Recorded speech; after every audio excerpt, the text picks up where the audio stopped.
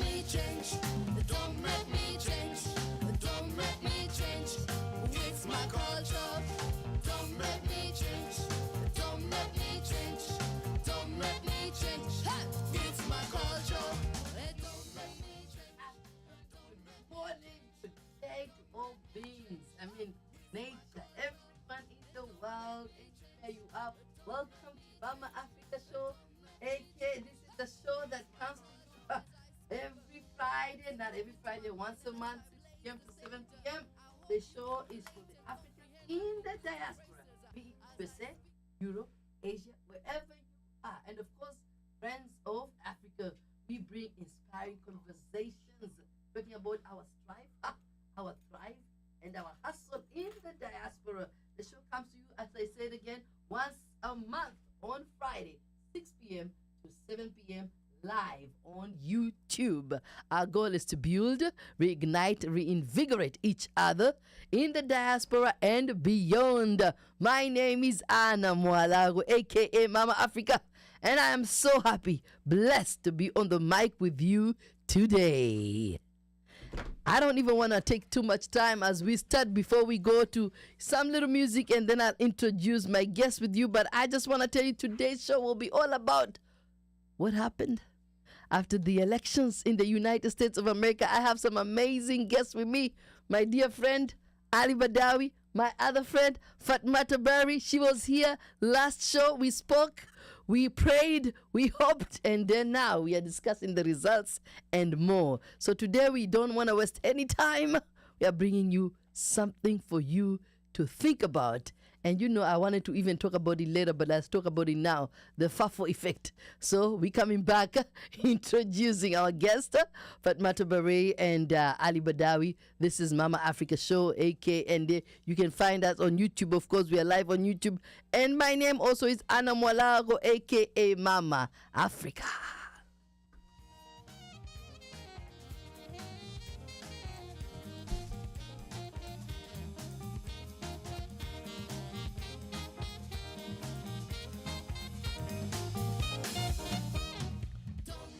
All right. So, well, let's start with news around the world. And, you know, I always want my guests to chip in, even though I have not introduced them yet. So, number one news is that Biden pardoned his son. What do you all think about that? Ali, let's start with you. He has pardoned his son. What's up?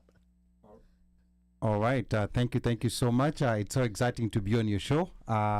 Feels kind of different being a guest on a show. I know. Yeah, for those who are tuned in again, my name is Ali Badawi. I am the political anchor and producer of the One Mic Show, which will be coming shortly after this. Yes. So going back to Biden pardoning the son, I honestly think it's something that any father would have done. Of course. Considering, yes. Like the administration that's coming in. I mean, of course, there's the other side. We look at it like this is a privilege that most Americans do not have. Yes. And that's the reason why we choose a president.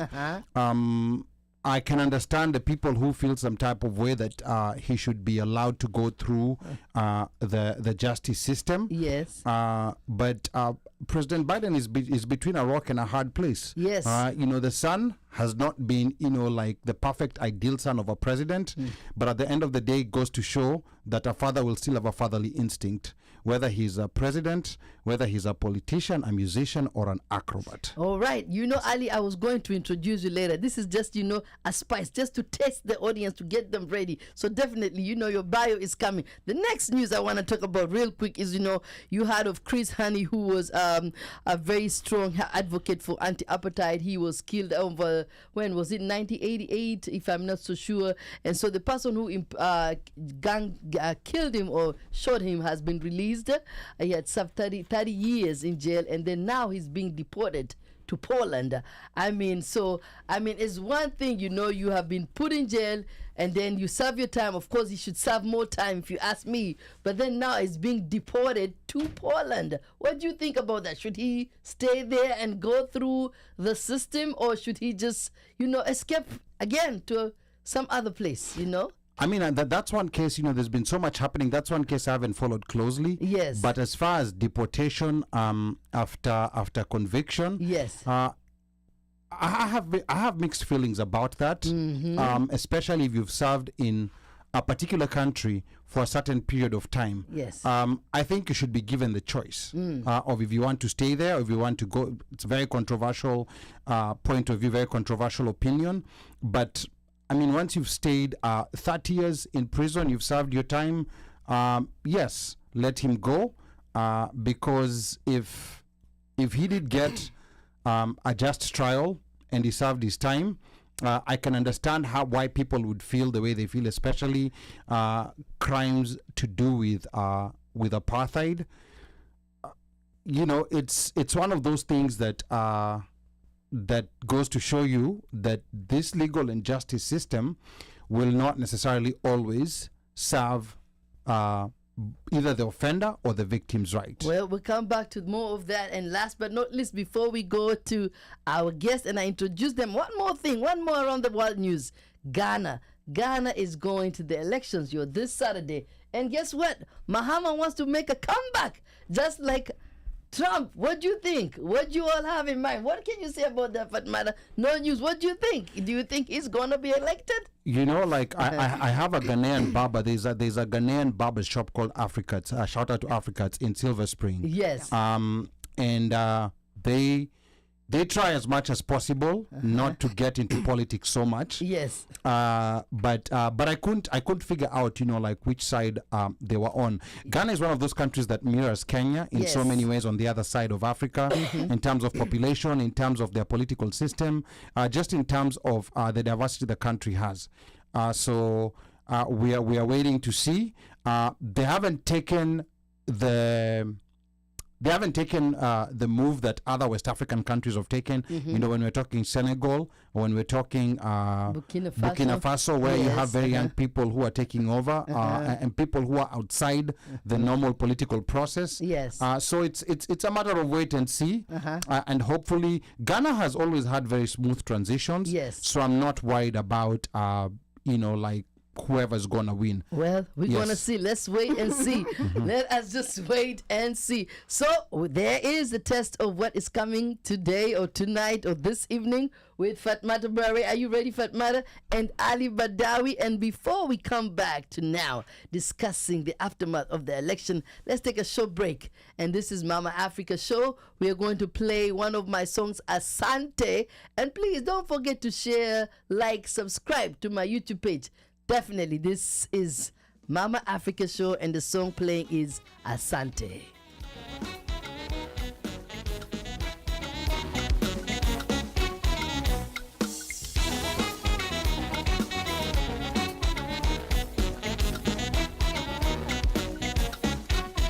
Twatoa shukurani kwa yote uliyotenda, ndio maana tunasema wewe ni Mungu Baba. Twatoa shukurani kwa uhai wetu, ndio maana tunasema wewe ni Baba yetu. Twasema asante kwa mema yote, ewe Baba. Umetufariji na upendo wako, ewe Baba. Twasema asante, asante. Twasema asante, Mungu Baba, asante. Twaimba asante, asante. Twaimba asante, imba asante. Twaruka asante, asante. Twaruka asante, ruka asante.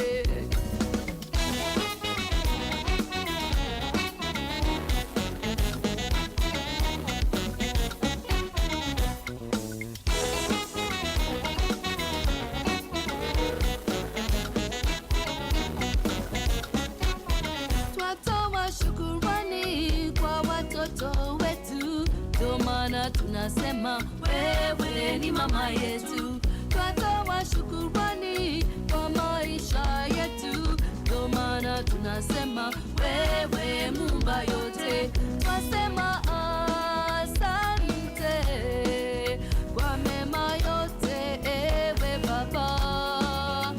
Umetufariji na mema yote,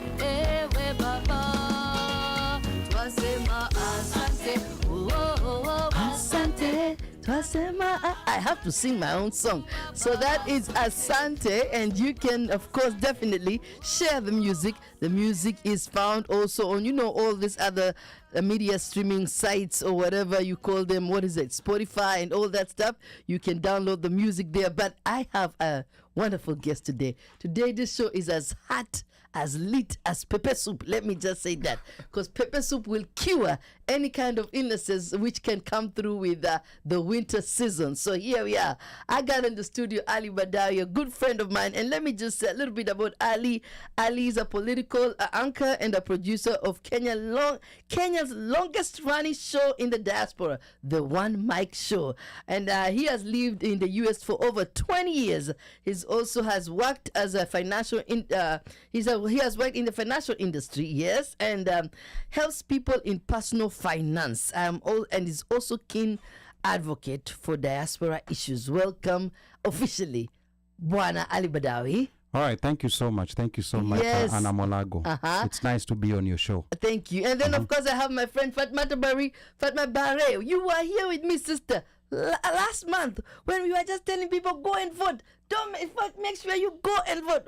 And we were hopeful that our sister will make it. You are an immigration lawyer. You are a social activist. You are also a political activist. You ran for county council, right, in Montgomery County. Right. And also...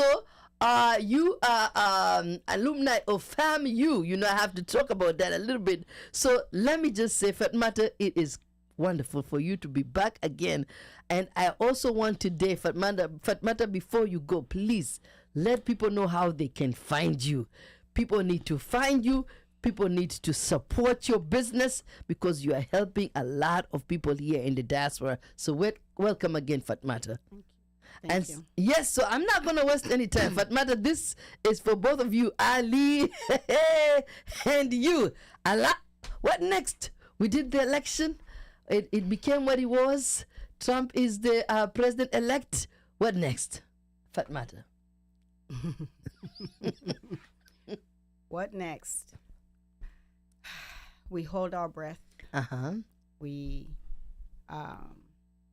admit what went wrong, and we work very hard to mitigate the damage that's about to come down the pipeline. At least if you go by what he's saying, if you go by what him and all the people he has appointed so far, if you go by what they're saying, as immigrants, as Black immigrants in this country, there is a lot of not good things coming down the pipeline. Of course, he's not able to meet or do what he says he's going to do, then, we might be okay. But based on what he has said that he wants to do, we are looking forward to mass deportations. I know a lot of times people only think of Latin Americans or Hispanics. But I try to remind people, especially this election cycle, he spends a lot of time demonizing Black immigrants. He spends a lot of time demonizing Haitians, demonizing Congolese people, and ensuring that people are scared of us as Black immigrants. So that at the end of the day, when he does, if he can, pull off this mass deportation of rounding people up, then people won't feel so bad about people who are horrible, people who are criminals, people who are murderers, and so on and so forth. So that is what we have to look forward to. But a lot of people may say that, the damage you're talking about is propaganda, What do you say about that, Ali? Either of you, what do you say about that? The fact that she's talking about the damage, but wait, look, there's no damage.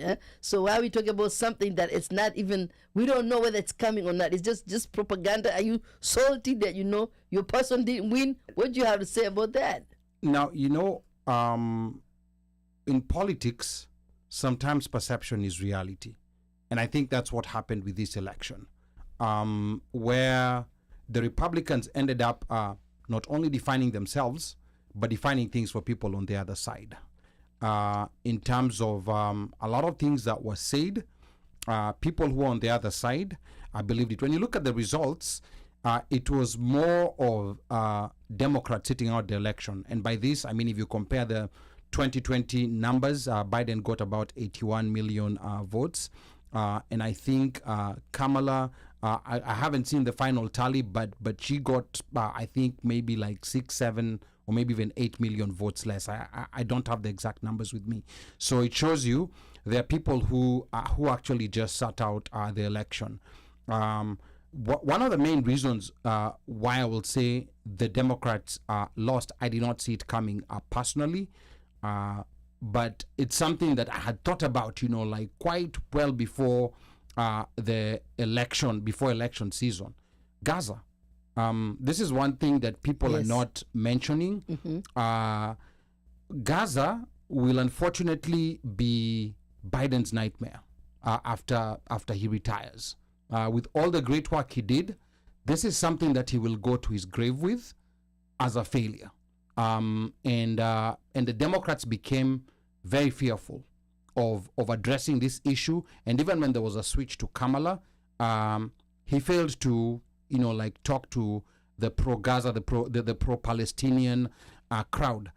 So it was not only Muslims, it was so many other people. It was young people.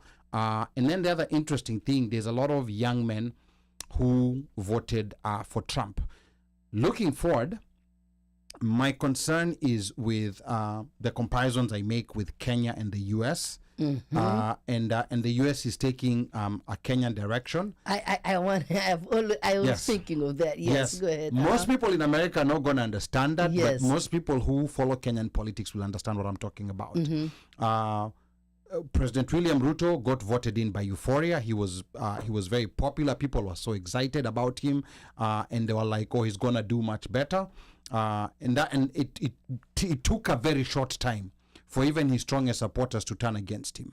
One thing that's been happening in Kenya that I saw in Project 2025, Which you are going to dissect. yes, very interestingly, Yes. And not going into detail, is the fact that the United States has prided itself for a very long time in divorcing the federal service from the political side of things, whereby you have career civil servants who keep government continuing no matter who is in service. President Trump gave us a hint of that, of interfering with that arrangement in his first term, and now in Project 2025, they're looking to entrench it with this thing that they're calling Doge, with Elon Musk and Vivek Ramaswamy. They're looking to entrench it, whereby they want to go department by department and get rid of people who are not ideologically aligned to President Trump. And these are spaces like the CDC, agencies that are typically not on the political side. And this is what killed Kenyan politics, whereby whenever there's a new president, everyone who was working in the civil service, there's like an overhaul. Everyone goes out, and then all the cronies of the new president come in. And that happens every cycle of 5 years or 10 years, depending on how long the president stayed there. If that happens in America, and I don't want to sound alarmist. Yes. And I'm saying this from a very good place, being concerned about America. If America takes that turn of politicizing the civil service, America's politics is not going to be any different from what you see in underdeveloped countries. All right. Okay. I hear what you say, but go ahead. Yes. So just go back, Yes. because that's the thing. I don't want us, especially for those I who need were, to sit this so I can what both of you. especially for those who we are speaking to Yes. tonight. And I agree, right? The Gaza issue was what they call unforced error. It was an unforced error, and it was really, it could have gone a way better way. Yes. But I don't want us to leave with the idea that we have Donald J. Trump as president because of what people of color did. Right? Yes. I agree that there is going to be a lot of regret as to how this administration dealt with the Gaza issue. But here's the thing. When you break down the numbers of the votes, right, when you drill down, black and brown people overwhelmingly voted for Kamala Harris. Mm-hmm. It was the larger voting bloc, white men and women. Their votes is what got Donald Trump into office. And yes, Harris received less votes nationally than Biden, but within certain states, especially some of the swing states, she overperformed, right? But nationally, she Underperformed. Mm-hmm. But in some of the key places, Yes. but even within those key places, right, they still voted for Donald Trump.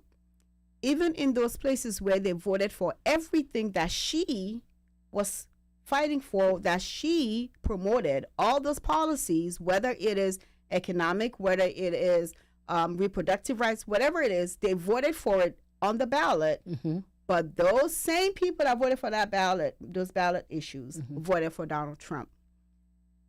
It is something that no one wants to talk about. And, I've put out some little things on social media. And Sherilyn Ifill, Mm-hmm. one of the women I really admire, and put out most recently something to the effect of, the one thing everyone is dancing around and do not want to talk about is the racial and gender aspect of this election. Mm. Nobody wants to talk about it, but it is in your face because you have polls that come out and say, she has better judgment, she is a better person, but he will be a better leader. How? Yes. It tells you a lot more than anything else. The votes are literally, if you take the polls and you look at them, white people voted this way, everybody else voted this way. But there are some people who say that it wasn't about race, it was about economy. The economy, it was about what Biden has done and what Trump did. Because a lot of people, some of them are saying, when Trump was in power, we got checks. Okay. What you got to talk about? And this is what I always say, people. Yes. When Trump was in power, Uh-huh. we had an epidemic Mm-hmm. that killed over 1 million people in this country. And it has been determined that a lot of those deaths were due to negligence, right? That's one. Number two, people have this issue with sort of forgetting things. Because we all know when he was in office, you go to the store, either the things are not there or they're very expensive, Mm-hmm. right? The check people got was from the Congress. And it's happened before. The only difference this time is the man that was in the White House says, I want to sign it. So he signed it. It normally didn't happen in that way, but he signed it. And God willing, we will not have an epidemic this time around. So you are not getting a check this time around. And to say it's economic, when the only person in the race at the time was Harris, who talked about providing support for young parents, providing support for people who are caring for the elderly, providing support for housing and all these things. And what did Trump say about all that? Now, when we talk about the economy, Yes. I try to think of this from a layman perspective, because there is sometimes the accident of overanalyzing, but what the average person understands is what they're paying for when they go to the grocery store. Mm-hmm. What the price of gas is. Now, whether it was this or that president's fault, they don't know. All they know is that, like when X was president, this costed so much. My grocery bill used to be $400. When Y became president, my grocery bill went up to $700 and $800, which is what happened. Like with the pandemic came, like a very high rate of inflation, and it caught Biden when he got into Power. into office. Yes. I think America is at a space where they need to seriously think about the future of the country in terms of affordability of basic stuff. Because if you look at the numbers, like the rate at which the price of goods has grown has not matched the rate at which wages have Increased. Yeah, have increased. Yes. Yeah, so someone on a median income, the median U.S. income, which I think at the moment is around I don't want to mention the numbers because I don't have them. It might be 70-something thousand. Cannot afford a median priced home, which is priced at around, I think, $430,000 or above there. So I think that's the issue that needs to be addressed when politicians talk about these macro issues, GDP, like CPI. Those are things that people don't identify with. People identify with, I'm making $60,000 a year. Can I afford a 2-bedroom apartment in the county that I live in? That is what needs to be addressed, which has not been addressed properly. So you think that the Democrats did not do a good job with addressing that issue of the economy and how we can affordability? Do you think that was an issue that they failed to talk about that on the campaign trail? So this is an issue. They did a lot of things to address the affordability issue, Yes. but they didn't communicate well what they were doing, and they were defined. They were defined by the Republicans, and that's what voters clutched onto. The Republicans had they were busy in even black forums, like posing as black people. A lot of these narratives within the black community came from the Republican side. But did the Republicans address the issue of affordability and the economy and lowering? No, they didn't. Yes. Like when they were in office, no, they did not. Okay, or even when in the campaign trail, did they do that? They talked about it. They talked about it. They talked about what the price was when Trump was in office when Biden. versus when Biden was in. Yes. They did a very good job in doing that. And then another area that I think that was missed is that the media that people consume, those of us who live in the coasts, East Coast and West Coast, what we consume is very different from what majority of Americans consume. I think Fox News is still a very dominant force, even when you travel. And you want to know this, when you travel in another state, in an airport or in a hospital, those are the cues that people never pay attention to. Look at what is showing. Like when you're in the waiting room of a hospital or in an airport, it's Fox News. Whenever you're in any of those middle states, Yes. so to them, that is the mainstream media. So even these narratives that Trump and J.D. Vance were picking up, they were picking up from. They were not pulling them out of the thin air. They were picking them up from things that were coming from Fox News and those other right-wing channels. Yes. But I'm talking narratives like they're eating the dogs and they're eating the cats. This came from there. People thought he just came up with it. Yeah, but that did not affect anything to do with how people voted. I don't believe that. Come on. What do you have to say about that? So here's the thing. Everything that's being said is basically people bought into the lie, and nobody wanted to listen to the actual facts. And I think it's a choice that people make. And I know we can say all we want that the economic message was not strong, but I also know that people cannot tell me they do not remember what their bills were like when Donald Trump was in office. Their bills were not less. Their bills were not less. We all lived in this. And as a result, to say it's because of that. I know it's nice to say it, but why? Nobody has yet to explain to me why did 93% of black women vote for Harris, and why did 80% of black men vote for Harris, and over 70% of Jewish women voted for Harris, over 60-some% of Latino women voted for Harris, and majority of non-white Latino men voted for Harris. The only people who voted for Donald Trump in majority and supermajority were white men and women and white identifying Latino and Latino men, women. They voted for Trump. Are we trying to say that as people of color, we didn't feel the pinch? Of course we did. Everybody felt the pinch. But let's be real. Let's be honest, because I keep saying it. If we're not honest as to what made this election turn out the way it is, we can't fix it.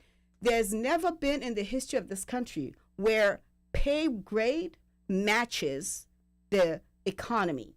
It has never happened. That's true. But you cannot tell me that you have an overqualified woman who is the only person running who actually talked about your actual issues that are impacting you now.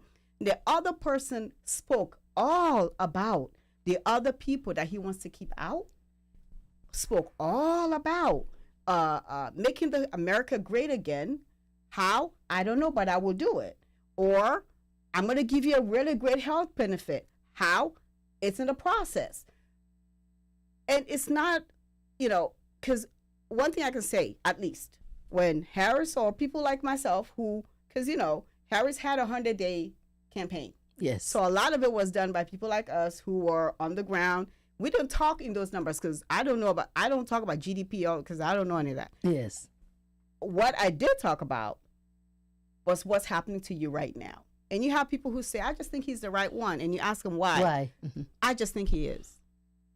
Literally, I just think he is. So for what you were saying to do with white women, even despite what he had talked about women issues, IVF and women, not taking control of their bodies, they still went against that and voted. So therefore, what you were saying, race has something very significant race has to do with that. Very significant thing to do with it. And you will find people who say they're not ready for a woman to be president. You'll find women who say that. You'll find majority of men. Now, let's talk about this because definitely it's good to go back and figure out what happened. And that somebody can say that's shoulda, woulda, coulda. But let's now move on to what you were talking about, both of you, which was the Project 2025, and specifically about the immigration. And so when we talk about the immigration, I'm just going to point a few things that I read. Number one, there's going to be a border security that they're going to address in the Project 2025, asylum restrictions, ending birthrights for citizenship. What else? A mass deportation, workforce and legal, immigration, preventing or limiting immigration quotas for people, limiting refugee admission, sanctuary cities and local enforcement. Sanctuary cities, according to them, may be in trouble because of protecting illegal immigrants or undocumented immigrants. And then, of course, we have reclassifying immigration-related issues and enforcement and strategies. So there is so much that is in that Project 2025, but just in immigration, and you are perfect for that. How do we then prepare? How can a person who, putting this in mind, that Trump himself said he's not going to implement Project 2025. He said that. He said he didn't know much about it. So do we trust him and say, okay, nothing will be implemented, or do we prepare? Okay. How do we immigrants prepare, undocumented and documented? So this is what I tell people. It's not always just about what Trump is going to do, because he may not be able to implement a lot of this mass deportation because it's in the billions of dollars of what it's going to cost this country. And Americans are people who are like, you are not going to spend all of our tax money on one thing, right? So they may not be able to do the level of mass deportation, but they're going to try. And unfortunately, in their effort to try to do it, they will be impacting mixed status homes, right? Because many of us are where somebody is a citizen, others are not. Yes. But here's the thing. You know what just happened in Missouri? What? A Republican state senator put forth a bill. You know what the bill is supposed to do?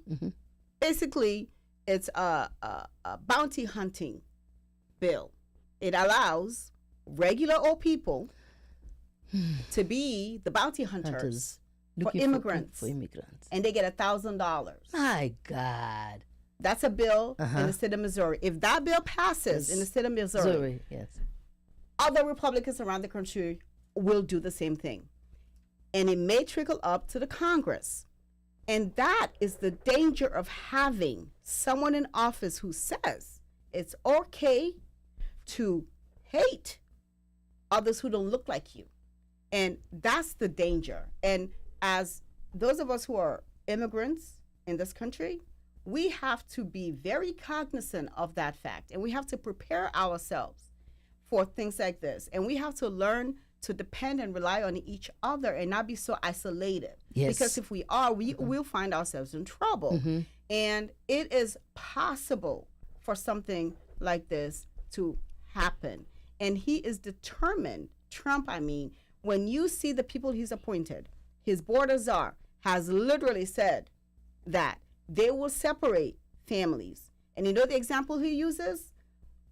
When they do, if a person commits a crime, right, and the person goes to jail, they've just separated a family. That's what he uses.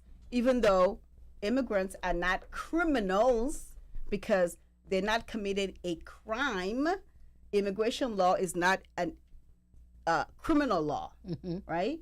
But that's how they're treated. And that's how they see them in this administration. So in this regard, therefore, immigrants need to prepare themselves by either lawyering up if they can, Yes. or create or organize communities that can Organized protect communities. each other. Now, you know, like another thing that that I think people need to pay attention to is a lot of people get shocked when they see these things on TV, like a bill to have bounty hunters, you know, like hunting for immigrants. People in Kenya are very familiar with bounty hunters. You remember there used to be that show Yes. on Kenyan TV called Renegade. Yes, He was a bounty hunter. Yes. So Kenyans are very familiar with what bounty hunters do. I think what people need to be paying attention to is why, because this is a very political. They're very politically motivated, this administration. Whatever they feel excites their base, they will throw it out there, and they will do it. So people are getting shocked, but the message that has been sold, especially to a lot of white America, is that immigrants are taking your jobs. And a lot of them in middle America have believed that. People who own businesses and rely on immigrant labor, they know that that's not the case. But a lot of people in middle America who maybe might be struggling for one reason or another, they have believed that. And that's the reason why they will, on those issues on Project 2025, I think they will clutch onto things that excite the base. I'll give an example of something that excites the base. The Muslim ban. Oh, yes. Yes. And you remember he did enact that. Yes, so he did it, and it actually affected people. Some people are saying, oh, he was just saying no, but we know people who are actually affected, people whose visas were cancelled, people who are on their way, people who are sent back after they had arrived. You know, so there are those things that they like. And then, of course, remember, like there was that one of talking about Haitians eating dogs and eating cats. Those are things that excite the base, and those are things they can use very effectively to distract people from other things that are not actually happening. Yes. Those are very nice wedge issues that they can throw out there, keep people busy, you know, like, and get excited while there are other things not being done, so we're not paying attention to what's being done. Another thing that I'm going to introduce from the Democrat side, and not to get out of the Project 2025, Yes. which is also an issue on the Project 2025, Trump has talked about the issues to do with, I don't know how to kindly put this out, LGBTQ issues, you know, Yes. like these things, identity, social identity issues. This is one other area that that I think also the Democratic side needs to go back and rethink how they communicated this, because they have been defined. They have been defined in a very simple way, and people have believed what the Republicans have said. What the Democrats also need to understand, that they have constituencies within them that do not subscribe to those particular ideas. So they need to be mindful of that. This is something that they've not been mindful about. And people, like, especially, I'll talk, for example, from my perspective, from the Muslim community. This is an issue that it's not debatable on our side. and it has nothing to do with we like this group or we don't like this group. It's just that it's a theological issue, and the Democrats have never been able to navigate that. Actually, what's being said internally is that the Democrats, they like our votes, but they don't like like our lifestyle and our choices. But what would you want the Democrats to do in terms of that issue? Go ahead. Okay. Yes. So I always say this. The full disclosure, I'm a full-blown Democrat. Yes. So I don't represent the Democratic Party at all. Yeah. But here's the thing. The thing that makes the Democratic Party so unique and gives it strength is also the thing that makes it weak.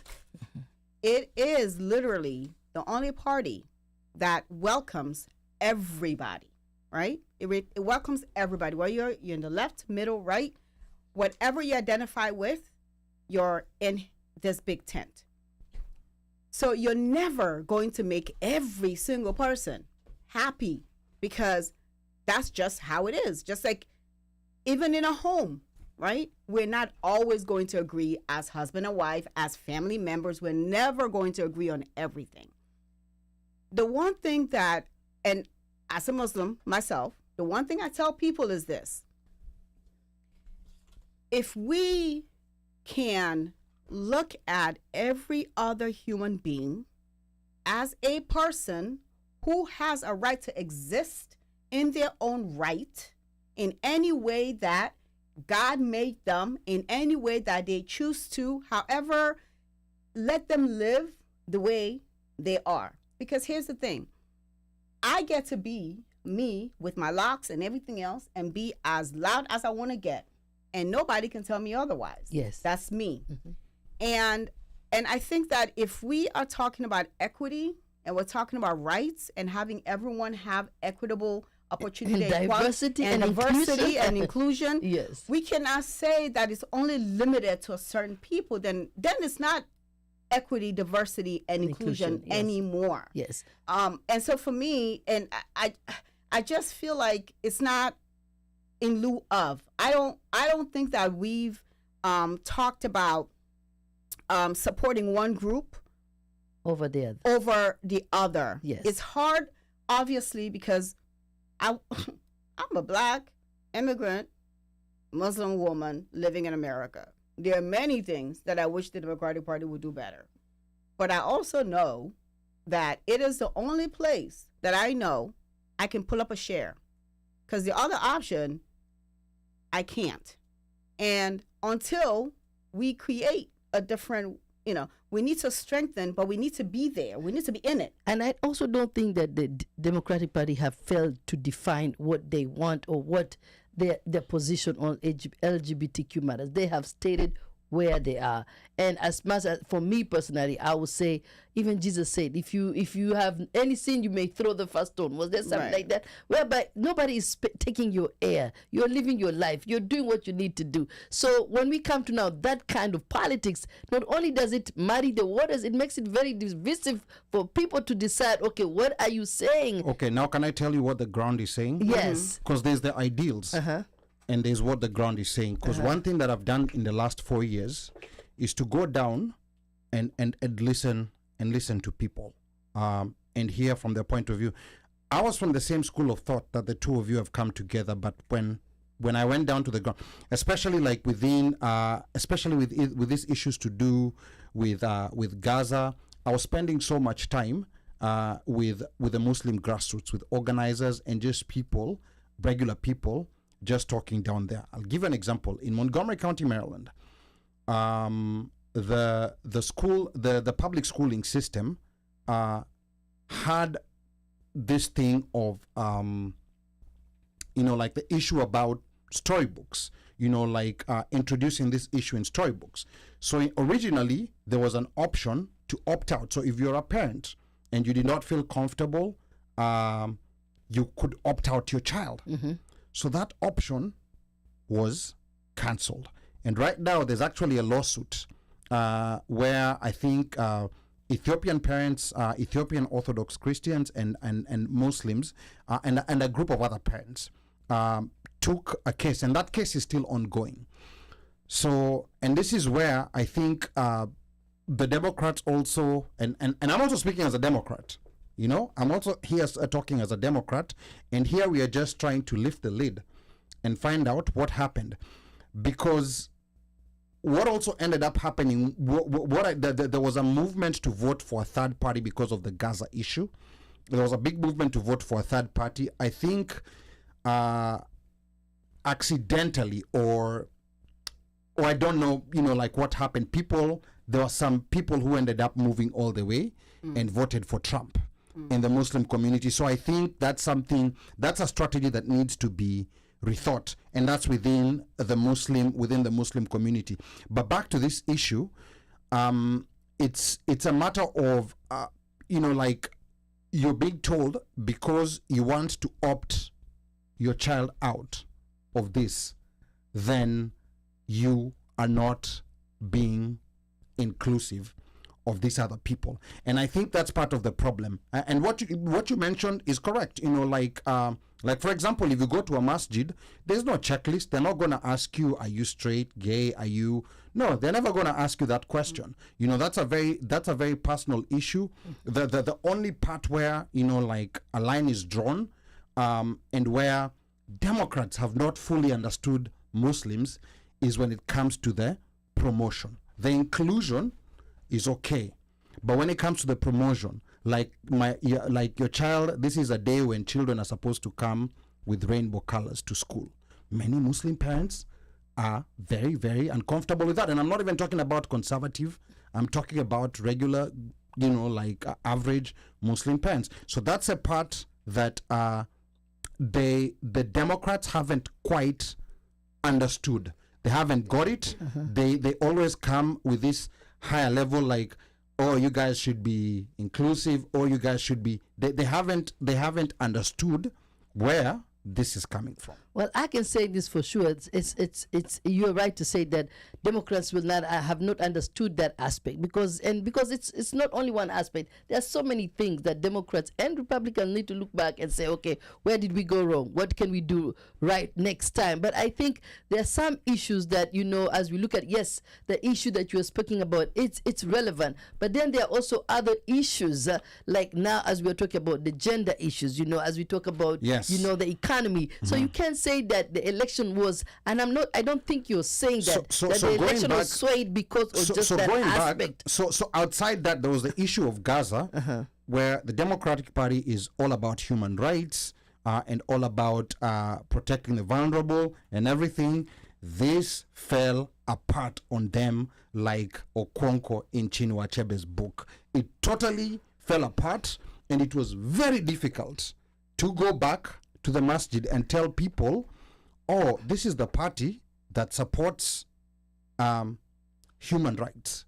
So this one area, Fatmata, as a Democrat, I'm a Democrat myself, we have to admit this is one area where we completely lost it, and it may take a while to recover from and this. I think Fatmata said that very clearly. And just to I want you to, let's round up this this aspect of it with just what you're saying about, I mean, just answering to him. But I remember you talked about where they failed, especially for Gaza. Right. Yes. Right. So this is the thing.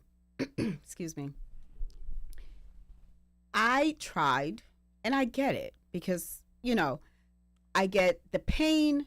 I cannot even envision or imagine, because for me, I knew of people, I spoke to people who lost 17 members of their family. It was just atrocious, right? Looking at the entire system, especially after she became the nominee, she was the only person, even before she became the nominee, who spoke to the freedom of Palestinians and the right for them to be free, the right for them to have self-determination. And she said publicly, and for me, the thing that really stood out was when she said, I will not be silenced. And she didn't say it one time, 2 times, 3 times. She said it every time she had the opportunity to talk about that issue. She spoke to that, but she was not the president. She was running to make the changes, and she was saying it for everyone to hear it, including Fox News obliterated her when she didn't meet with Netanyahu. Fox News and Trump went after her when she went to a sorority event instead of going to an event with Netanyahu. They were upset with her because she stood in front of him and made this statement, but she herself, as the candidate, could not do anything with the current issue. And I get it, it's hard, but it's like this. You have this guy who said, I will let him finish the job. Who said Biden is trying to stop him from destroying the place, but I think he should continue going hard. Who said, I think Gaza will be a really good place for nice resorts, right? You have him as an option to be president who will take over. And he literally just, was it last week, put out a statement about the fact that he will bring everything down if they don't do A, B, C, D. I'm just saying that I understand. I can't say I know or understand, but I acknowledge the pain and the suffering of people who are going through this. I wanted for us to have an opportunity to have somebody else who has not said they will destroy the place. Yes, and yeah. Speaking of that, before, because we're gonna have to wrap this up, but also speak of that, just as you said, that the Trump or whatever, Trump and his party, or they never said they're going to stop the war in Gaza. Never. They didn't mention that. And so for other people to say, I'm not voting for Harris because, Biden did not stop the war, that's very interesting. But for me to wrap up, I will say this. I think America just, imposed or implemented the FAFO. Have you heard the FAFO? The FAFO zone? F around and find out. That's what. But before that's we what move, we are going to do. We're going to just have to wait and find out. Just one what quick happens. point. Yes. One quick point, because if we are dissecting this for Democrats, Yes. I think we need to tell each other the truth. Okay. The tactical error that the Democrats made when Harris became candidate.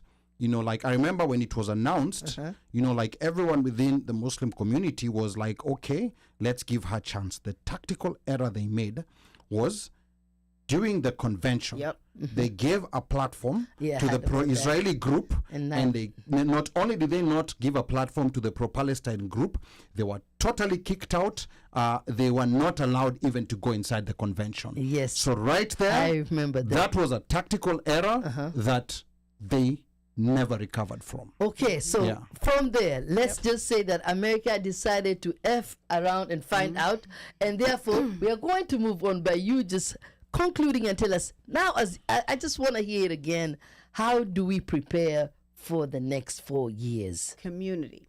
Community. I know in our cultures, and we tend to want to be private and keep everything, but this is not really the time. And I'm urging our folks to not be that person that says, I have made it. I made it here. I got my green card. I got my citizenship. And now to heck with whoever else. Please don't be that person. Be the person that sees your fellow immigrant as somebody who needs support and who needs help. There's a lot of suffering all over the world. A lot of suffering. There's suffering in Sudan. There's suffering, you name it, everywhere. Gaza, in Cameroon, Syria, Gaza, Congo, so much suffering and pain. Yes. Right? That's happening. Us as a community of immigrants, for us as Africans, there's hardly any group of people who can say they came here with a green card in hand. A lot of people who now have their citizenship did come here with a green card in hand. No. They came with a visitor or some kind of a visa. Yes. And they overstayed, and they will find a way to adjust. Yes. If this man had been in office at the time that you didn't have your the stuff, door would have been closed. it would have been different. Yes. So think about that Yes. as many of us, I grew up in this country, but I was what you would call a DACA kid back then. Mm-hmm. It's not a joke. We've all had to go through all that. So please remember that time. Remember that time. Yes. That's what you're There's going through now. my best friend told me, she said, Anna, do you know, right now we are driving and we are having fun and we're living our lives, but if this happened when we had just come 20 years ago, right now we will be in fear, living in fear. And it's true. A lot of people right now in families where they have undocumented relatives are scared. They don't know what's going to happen. They don't know how to prepare, and they're living with fear. And this is what Know your rights. Uh-huh. I will be putting out some know your rights information. Uh-huh. I will be putting out some suggestions about things that you should be putting together. Yes. Getting guardianship for your children, having people who they can call. So if for whatever reason they pick you up while the kid is at school, you need to have somebody designated that your child can contact, or that it can be contacted to come get your children if you have kids. But you need to have an attorney that you can call. Have somebody that's a point of contact for you. Those are some of the things that you need to start putting in place for just in case any of that is happening. But I will be putting out some know your rights stuff. Wow. Well, I just wanted to say we had a discussion and a half and you were listening to Mama Africa Show. Let me find out, do we have anybody who commented who wanted to say something? And because we are encouraging people to at least comment, at least, say something. Let us know that you are listening to us. This is the Mama Africa Show, and definitely we want you to share, we want you to like, we want you to subscribe.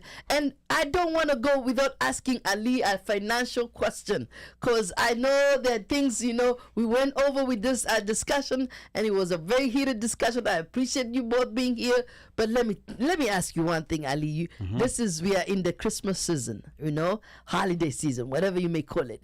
And there's one thing I've always heard you talk about when it comes to finances, that the diasporans are investing too much back at home in Africa than investing here in the United States of America. And then I asked myself, I said, so I found me, I didn't tell you, I'm a PhD candidate. I'm studying at Howard University doing my PhD in African Studies. And one thing when we were in our class, something that came up that we were discussing about the diaspora, and the remittances that the diaspora send for the last 3 years have surpassed foreign aid and foreign investment. So if you are here, Ali, telling me that forget home, put your money where your mouth is at, you're not telling me you're not supporting Africa. What do you have to say about that? So first, I never said don't invest at home. I know you didn't say don't, but you say Yes. think before you do it, and put your money more. I think you mentioned about invest more in the US. I'll tell you what I said. I'll tell you what I said. Yes. A lot of that money is going out, at least in Kenya, and I believe in most other African countries. Most of it is not going towards investments. Most of it is going to pay hospital bills. Most of it is going to pay school fees. Most of it is going to pay day-to-day expenses, because we know how the situation is back home. So let's be clear on that. Yes. So a lot of that money that's going there, a majority of it is not going towards investment. And I think the Central Bank of Kenya has statistics on where the money, the estimates of where the money is But you're being used. investing in people's livelihood. You're giving them more life. That's not an investment. That is paying for something that the government should actually be paying for. The government is not doing the work. So I want you to pay attention to Yes. this. When you're going to invest back home, if you're doing it for the sake of, like a lot of people say, oh, I want to help my people back home, don't go compete in spaces where the people back home are also trying to do those businesses. Good example. Give me a wonderful example. I want to hear this. So I'll give you a good example. Yes. And one of the reasons why I'm saying don't go compete in those spaces is because let the people back home compete in those spaces, because when they profit from those spaces, those profits are more valuable to them than what you'll make. I'll give you an example. If, for example, you're buying land just so that it appreciates. Yes. You're not doing anything. You're just buying it because it will appreciate. And then in 5 years, you're going to say, oh, I bought it for X amount and now it's a Y amount. So the problem with that is, first of all, that kind of investment, it hasn't helped anyone back home. When you think about it, to me, if you're buying land, think about what you want to do to it. Are you going to start a business? Are you going to get into farming? Then that investments become investment that not only profits you, but also benefits because you employ people. Now, the other thing is that you also have to look at what returns you're getting from whatever you're investing in versus what you can get here passively. By passively, I mean just by placing the money and going to sleep. Yeah, and stocks and stuff like that. Yes, stocks, mutual funds, and the likes. Yes. You know, there's a number, a rule of thumb, I give 10%. So a 10% return is something that you can get from an S&P 500 mutual fund in the US by going to sleep and just doing nothing. So when you're looking at opportunities back home, look at opportunities that are going to give higher returns, such that you're taking your money out of here and you're taking it back home, subjecting it to inflation and currency exchange fluctuation. So you should have a number like at least, at the bare minimum, 20% in mind. You should, whatever investment you're going to put your money in, should at least, at the bare minimum, 20%, 25%. And these normal investments that Kenyans are doing, like Real estate. Airbnbs, real estate, they're not giving, especially if you dollarize the returns, they're not giving those amounts. There are areas where we need investment. We need heavy investment. We can take an example from our Somali brothers in Minnesota. Yes. They're investing in big things. Like you know, what? like for example, like if you're buying a big mall, you know, like each of you has $1 million. There's 100 of you. There's $100 million. You go and invest in a mall. In Somali? No, in Kenya. Somalis are investing. I'm talking about Kenyan Somalis who are investing in Kenya. Wow. Yeah, like that mall is gonna 3x. It might 5x within 5 years because many of you have pulled your money together and you've invested in something. You know, like the average Kenyan investor cannot afford to do. There's investments in agribusiness. There's investments in energy. Those are the places that we need to be looking at. The places where the average Kenyan does not have the capacity to do it. Those are the places we should be looking at.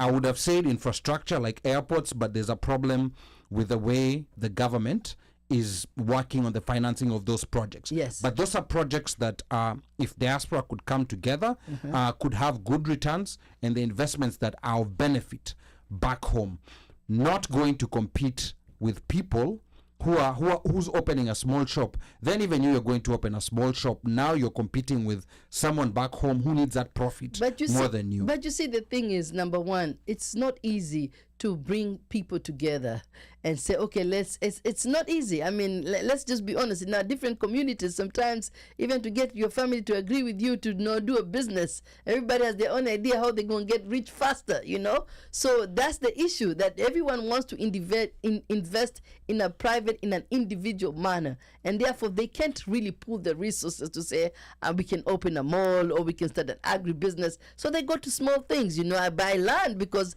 I'm hoping that one day I'm going to retire. When I retire back home, I'm going to have a piece of land. I'm going to build my house there and I'm going to live, you know, rent free. I mean, I'm going to enjoy my living there. So there's no issue with that if you have an idea of finishing or retiring back home in Africa. No, there's no issue with that, but when you run the numbers of what you will get from an S&P 500 passively invested here to investing in a piece of land in Joska or Juja, those numbers just don't make sense. You know, like sometimes people get angry at me on social media because I show them those numbers. And sometimes when they see those numbers, they're like, oh my goodness, I have already, you know, like been doing this for 10 years. And this guy is showing me numbers of how someone who just let their money sit in an S&P 500 fund is making way more than I am. And I always say, like, if you're looking to retire, you know, like if you're at that point, like within the next 5 years,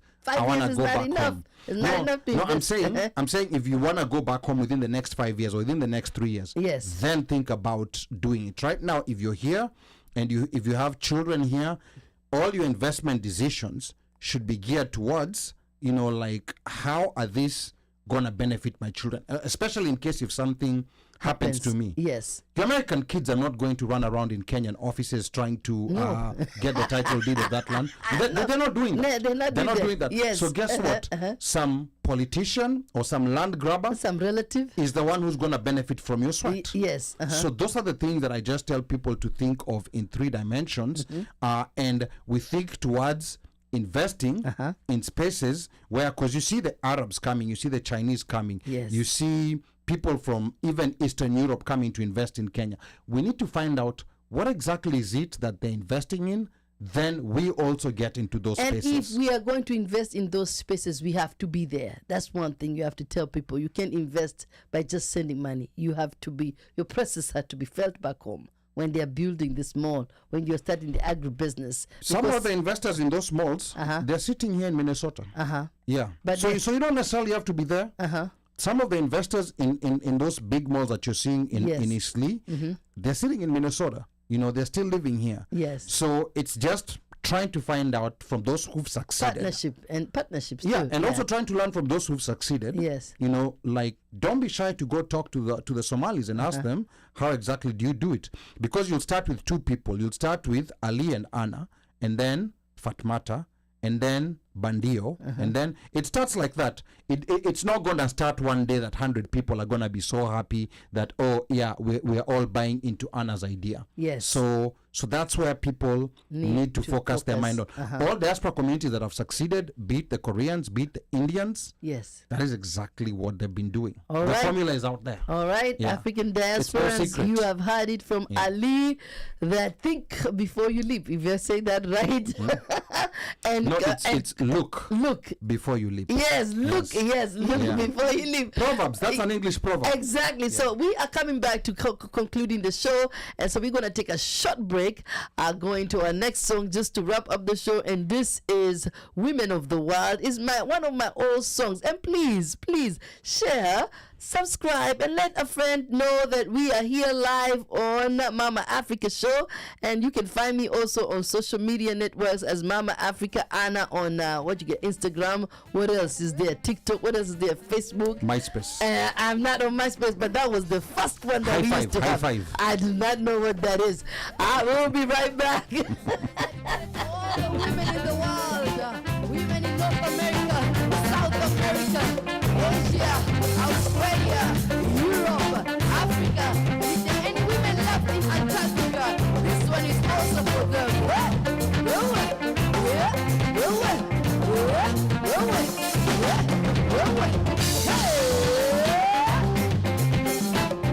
Let them go to school, let them read and learn, let the women dance, let the women sing. Let them go to school, let them read and learn, let the women sing. Let the women dance, let the girls sing, let the girls dance. Let them go to school, let them read and learn. Oh, my time away, oh, my time away, oh, my time away.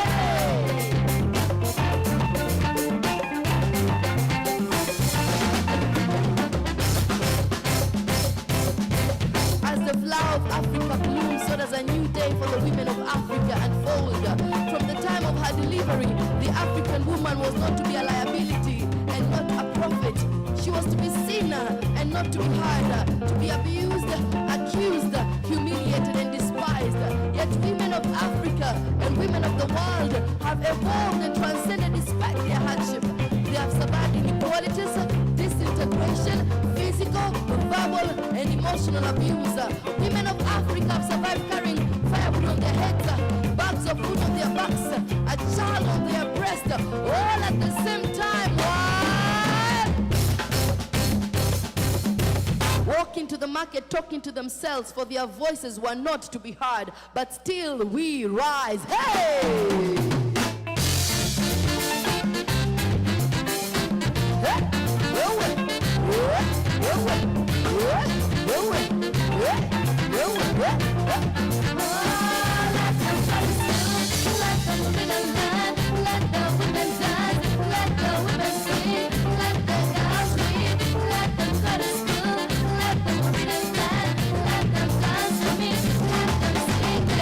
Let them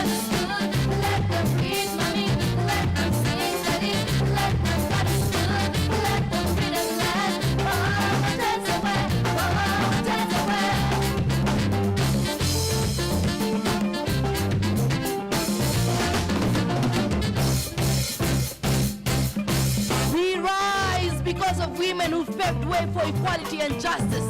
Women like Wangari Maathai, the first African woman to win a Nobel Peace Prize, President Ellen Johnson, the first woman to be elected president in an African country, Mother Teresa, Harriet Tubman, Eleanor Roosevelt, my mother Salama Mwalago, and of course you and I. We rise because we wear many hats.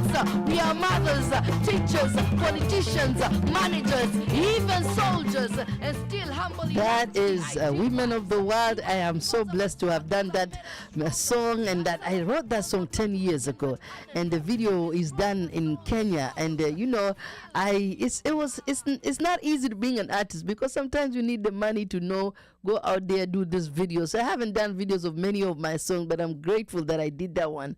And so Ali, here there are some people who have commented online. Tell me, just read them real quick before we go to our mother tongue section. Yes, real quick, there are some comments here that came from Eva Killing, just a love heart. So it seems that Eva loves the show. Yes. And we have Maureen Mambo, who says, I completely agree 100% Kenyan politics.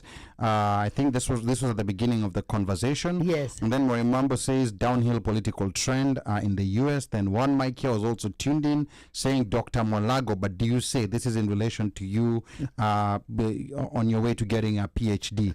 And then Maureen Mambo then says, I love the whole discussion. Thank you for such great speakers. We as diasporans need to go back to being a community united. Yes, and that's very true, Maureen. That's very true. So, Ali, what are the one proverb for today in Swahili, of course, or in Arabic, if you want, that you know your mother used to say, and anytime you are erring or doing something, that is something she will say, or even dad, either or. No, let me actually say, let me do a Swahili proverb. Za Kiarabu hizo hapo, those are very complicated proverbs. Yes.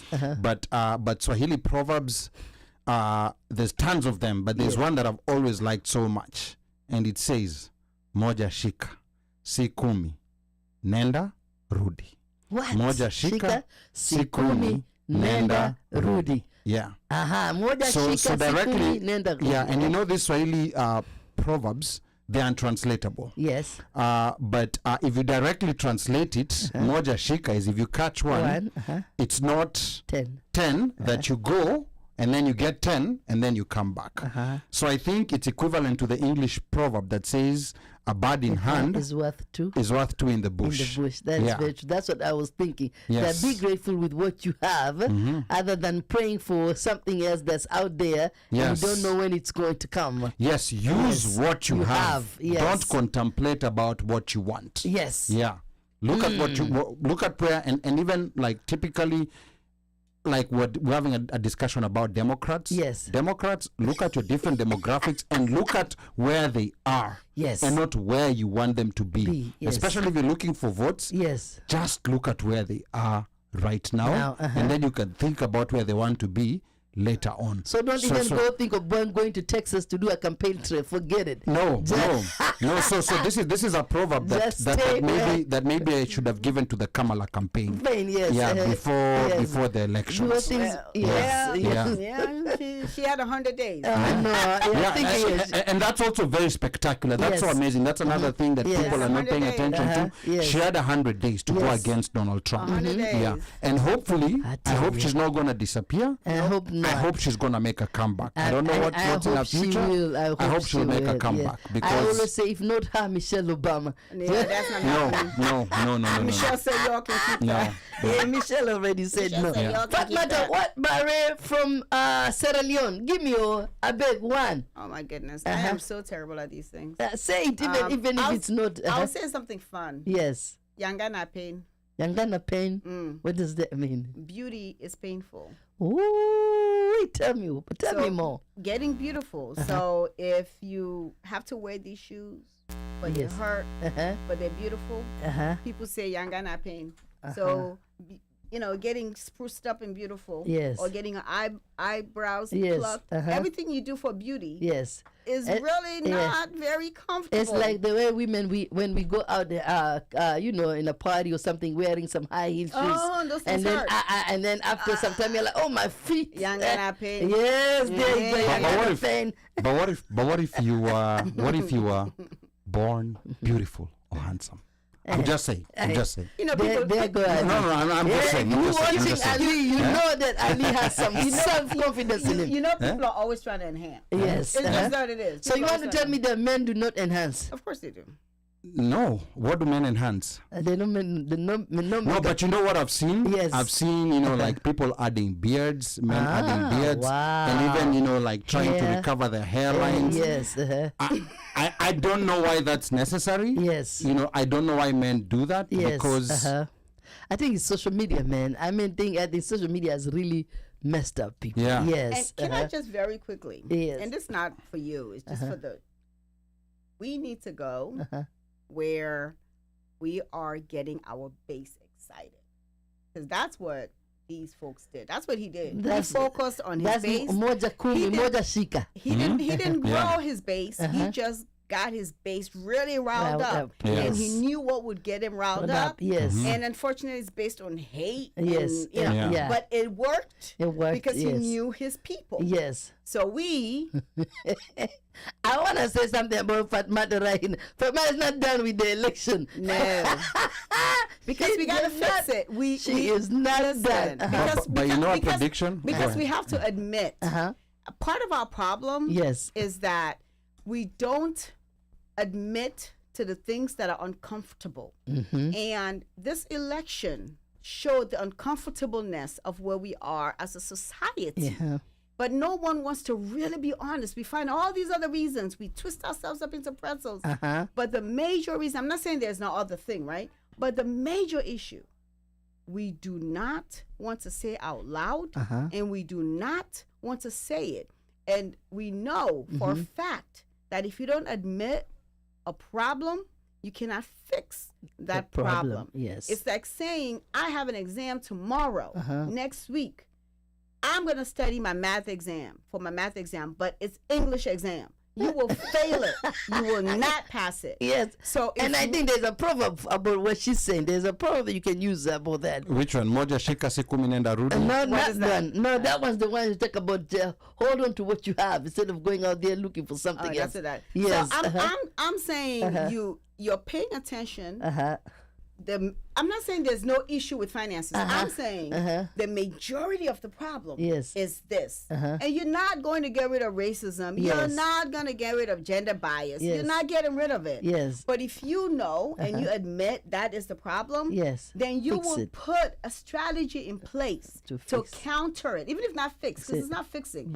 To counter that, you find a way to counter that. But if you steady keep saying, it's the economy, stupid. It doesn't matter how much you have a good economy. me. If the person you have running is not palatable to who people are, that person is not going to win. And they will find another reason to say why I didn't vote. And so even before, we have to conclude because we can go on for hours. But listen, one thing, Fatma, that you just made me think. But they voted for Barack Obama. Oh, wait a minute. They voted for Barack Obama Yes. twice in 2000, Yes. and 2008. 2004 and 2008. Yes. No, 2008 and 2012. Yes. I mean, sorry, 2008 and Yeah. 2012. Yes. In 2008, this country was falling apart. It was falling apart. It was always the black man or black and number woman. two. Yes. Number two. Come to save. Number two. Yes. Barack Obama, his mother is white. His father is African, Yes. whom no one has ever seen in their life. The only people they've ever seen was Barack Obama's white mother, white grandmother, And the wife. right?